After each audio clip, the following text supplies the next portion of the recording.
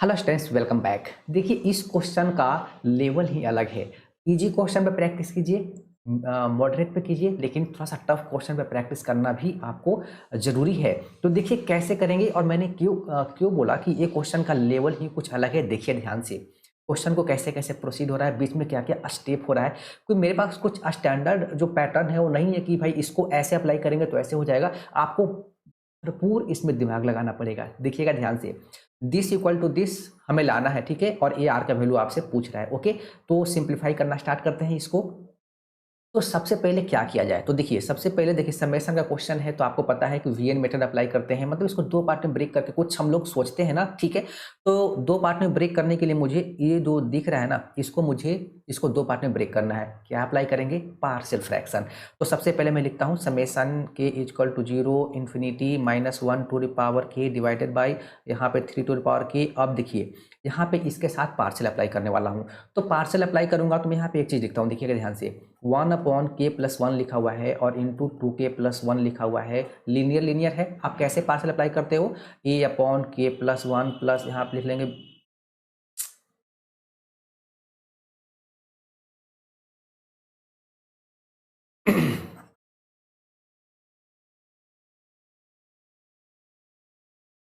Hello students, welcome back. देखिए इस question का ना बिल्कुल लेवल ही अलग है। कहने का मतलब है कि हम इजी क्वेश्चन पे प्रैक्टिस करते हैं, मॉडरेट पे आते हैं, देन टफ पे जाते हैं। और कुछ क्वेश्चन ऐसा होता है जिसका कोई स्टैंडर्ड पैटर्न नहीं होता कि इसको ऐसे ऐसे करेंगे तो रिजल्ट आ जाएगा। आपको उस क्वेश्चन में बिल्कुल मत कहने का मतलब भरपूर दिमाग लगाना पड़ता है। मतलब पूरा पूरा गेम जो होता है ना वो माइंड का होता है, कैसे आपने क्या क्या सीखा है और इस क्वेश्चन में कैसे कैसे अप्लाई करना है। तो देखिए कुछ क्वेश्चन बहुत ही अच्छा होता है, वो ये जो क्वेश्चन है ना उसी कैटेगरी में आता है। ध्यान से देखना क्या क्या अप्लाई हो रहा है।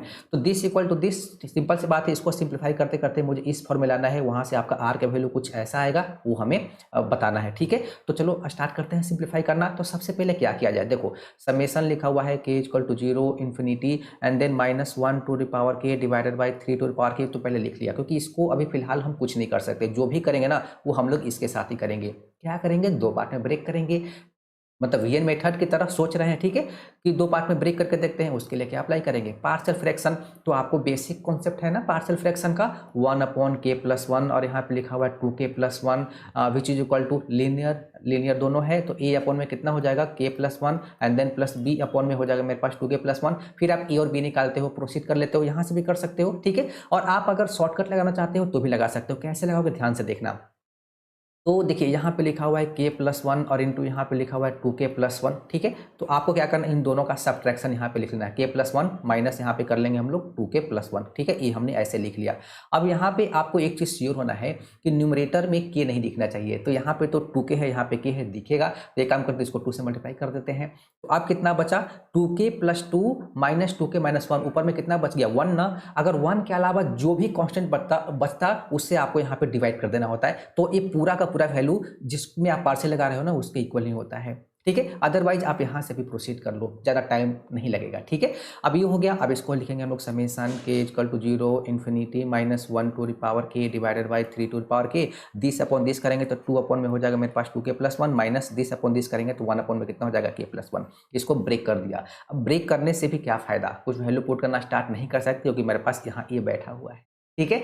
तो अब देखिए यहीं पे जो है ना ये स्टेप आपको बिल्कुल नोट करने वाला है। ध्यान से देखना, summation k equal to zero infinity -1 to the power k divided by 3 to the power k, right, bracket. अब यहाँ पे 2 लिखेंगे। अब यहाँ पे यूज करने वाला हूँ मैं इंटीग्रेशन का। बहुत ही अच्छा कॉन्सेप्ट है, इसको आपको नोट कर लेना है, इस स्टेप को भी सीखिए। तो किसका इंटीग्रेशन है? तो मैं क्या लिखूंगा? डेफिनेट यूज करता हूँ, 0 to 1 लिमिट लेता हूँ। जनरली यही होता है, बहुत मतलब और भी होता है लेकिन सबसे ज़्यादा यही लिमिट यूज होता है, 0 to 1। और यहाँ पे एक किसका है? तो एक्स टू द पावर में अगर 2k कर दूं और यहाँ पे dx कर दूं, तो x to the power 2k+1 divided by 2k+1 value put करूंगा अपर एंड लोअर, तो मेरे पास ये रिजल्ट आएगा 1/2k+1, ठीक है। माइनस सेम इसके साथ कर लें, 0 to 1 और x to the power k और यहाँ पे लिख लेंगे dx। ये कंप्लीट हो गया। ओके, अब क्या करना है देखिएगा ध्यान से। अब मैं करने वाला हूँ अब मैं कर रहा हूँ summation k equal to zero, यहाँ पे इन्फिनिटी एंड यहाँ पे लिख दिया 2 टाइम्स। अब एक काम करता हूँ, ये जो देखो यहाँ पे x to the power 2k है और यहाँ पे k है, यहाँ पे भी k है, मतलब पावर सबको एक साथ करता हूँ मैं। तो पहला पार्ट में इसके साथ इंटीग्रेशन के साथ कर रहा हूँ, तो ये हो जाएगा मेरे पास minus x a square divided by यहाँ पे 3 कर दूँ और इसको ऐसे कर दूँ क्या, ठीक है, इसको इसके साथ घुसा दिया, मतलब यहाँ पे n 0 to 1 हो गया और यहाँ पे लिख लेंगे dx माइनस, सेम इसको इसके साथ कर ले, यानी कि 0 to 1 और यहाँ पे हो जाएगा माइनस एक्स अपॉन यहाँ पे हो जाएगा 3 एंड पावर कितना हो जाएगा k और यहाँ पे लिख लेंगे dx और इसको मैं फिलहाल ऐसे दोनों के साथ समेसन। ओके, अब दोनों को अलग अलग लिख लीजिए, यानी कि लिखा हुआ है समेसन के इक्वल टू 0 यहाँ पे इन्फिनिटी एंड 2 टाइम्स कितना लिखा हुआ है माइनस एक्स स्क्वायर अपॉन 3, ठीक है, एंड पावर कितना है k है, पावर k है and this 0 to 1 dx minus again summation के साथ चलेगा, यानी कि समेसन के इक्वल टू 0 यहाँ पे इन्फिनिटी, यहाँ पे आपके पास 0 to 1 और यहाँ पे माइनस एक्स अपॉन कितना था 3 था, आई थिंक यही था, माइनस एक्स अपॉन 3 एंड यहाँ पे हो जाएगा मेरे पास पावर k और यहाँ पे हो जाएगा dx, ठीक है। अब अगला स्टेप भी आपको नोट करना है, देखिए ये जो समेसन है ये भी जोड़ता है, ये इंटीग्रेशन है ये भी जोड़ता है, तो आप इन दोनों को आपस में रिप्लेस कर सकते हो। तो इंटीग्रेशन पहले लगा दो 0 to 1, ठीक है, और यहाँ पे 2 आप बाहर भी कर सकते हो, 2 बाहर कर दिया, ठीक है। अब हम लोग क्या करेंगे, समेसन यहाँ पे लिखेंगे k इक्वल टू 0 यहाँ पे infinity and then minus x square upon this और पावर कितना हो जाएगा k, ठीक है, और इस कंप्लीट को ऐसे लिख कर यहाँ पे लगा देते हैं dx, राइट, माइनस सेम इसके साथ करेंगे 0 to 1 summation k equal to 0 यहाँ पे infinity minus x upon 3 and then power k और यहाँ पे इसको ऐसे लिख कर यहाँ लगा देंगे dx। ओके, अब आपको सबसे पहले इसको सिंप्लीफाई करना है और आपको इसको सिंप्लीफाई करना है, ठीक है, तो इसको सिंप्लीफाई करना स्टार्ट करते हैं। तो ये कितना इसका वैल्यू होगा, तो summation k equal to 0 infinity minus x square upon 3 and then power k है, तो इसका वैल्यू पुट करके लिख लूँ क्या पहले, तो जब से k 0 डालूंगा 1 हो जाएगा plus minus x square upon 3 power 1 हो जाएगा plus minus x square upon 3 और यहाँ पे स्क्वायर हो जाएगा, अप टू सोन चलता रहेगा।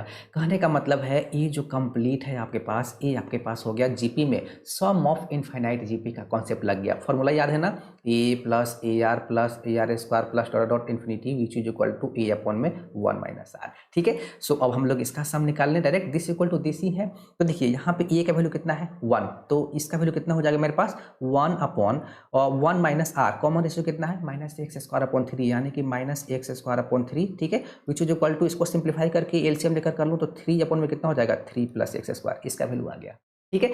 अब हम लोग इसका निकाल लेंगे, इसका निकाल, सॉरी इसका नहीं, इसका ठीक है ना, इसका कहने का मतलब है कि इसको हटा देते हैं, अभी फिलहाल इसका नहीं निकाल रहे हैं हम लोग निकाल रहे हैं इसका, जिसको मैंने हाईलाइट किया है। ओके, तो अब इसको भी निकाल लेते हैं, तो इसका भी लिखते हैं हम लोग समेसन के इक्वल टू 0 यहाँ पे हो जाएगा infinity minus x upon 3 and then power कितना है दिस, वैल्यू पुट करना स्टार्ट करें, जैसे ही के इक्वल टू 0 डालूंगा ये 1 हो जाएगा and then plus minus x upon 3 power 1 हो जाएगा प्लस माइनस एक्स अपॉन 3 और यहाँ पे square plus up to infinite तक, ये भी हो गया वही सम ऑफ इनफाइनाइट जीपी का। यहाँ पे ए का वैल्यू 1 है, आर का वैल्यू आपके पास माइनस एक्स अपॉन 3 है, तो ये वैल्यू कितना हो जाएगा मेरे पास 1 अपॉन में 1 minus and then minus x upon 3। एक एक स्टेप आपको समझा देता हूँ, इसको एलसीएम लेके प्लस माइनस कर लीजिए, सब मतलब कैंसिल आउट, तो ये हो जाएगा 3 अपॉन 3 प्लस एक्स, ये आ गया ना, ठीक है। सो अब फाइनली क्वेश्चन पे आ जाते हैं, कहाँ से हम लोग, यहाँ से, यानी कि 2 टाइम्स इंटू दिस और इंटीग्रेशन, यानी कि 2 टाइम्स 0 to 1 एंड 3 अपॉन यहाँ पे लिखा हुआ है 3 plus x square and then dx minus था बीच में, बिल्कुल, और ये लिखा हुआ है मेरे पास 0 to 1 और ये लिखा हुआ है मेरे पास 3 अपॉन 3 प्लस एक्स और यहाँ पे dx, बेसिक सा इंटीग्रेशन आ गया। तो इसको 6 कर लूँ और यहाँ पे फॉर्मूला अप्लाई कर दूँ तो हो जाएगा मेरे पास a square plus x square वाला dx अपॉन 1 बाई ए, यानी कि 1 अपॉन root 3 and then tan inverse x upon में यहाँ पे हो जाएगा रूट 3 एंड देन यहाँ पे हो जाएगा 0 to 1 माइनस, यहाँ पे 3 बार कर लिया और इसका हो जाएगा मेरे पास लॉग और यहाँ पे हो जाएगा एक्स प्लस 3 दिस और लिमिट मेरे पास जा रहा है 0 to 1, ठीक है। सिंप्लीफाई कर लेते हैं, तो यहाँ पे लिखा हुआ है 6 अपॉन रूट 3, वैल्यू पुट करना स्टार्ट करूँगा, tan इनवर्स 1 अपॉन रूट 3 कितना हो जाएगा मेरे पास 30, यानी कि पाई बाई 6, tan इनवर्स 0 हो जाएगा, बस यही बचा, ठीक है, माइनस 3 और ये मेरे पास बच जाएगा 1 डालूंगा तो मेरे पास log 4 and minus x equal to 0 तो log 3 ये आपके पास बचेगा, ठीक है।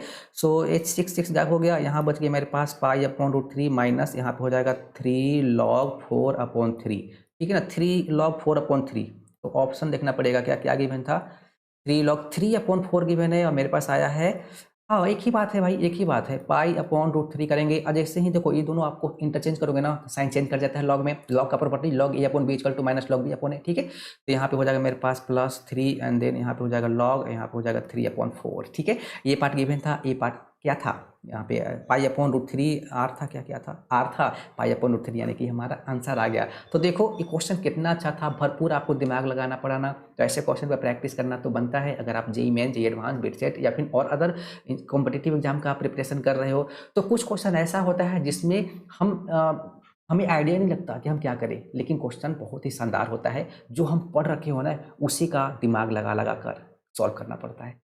Thank you.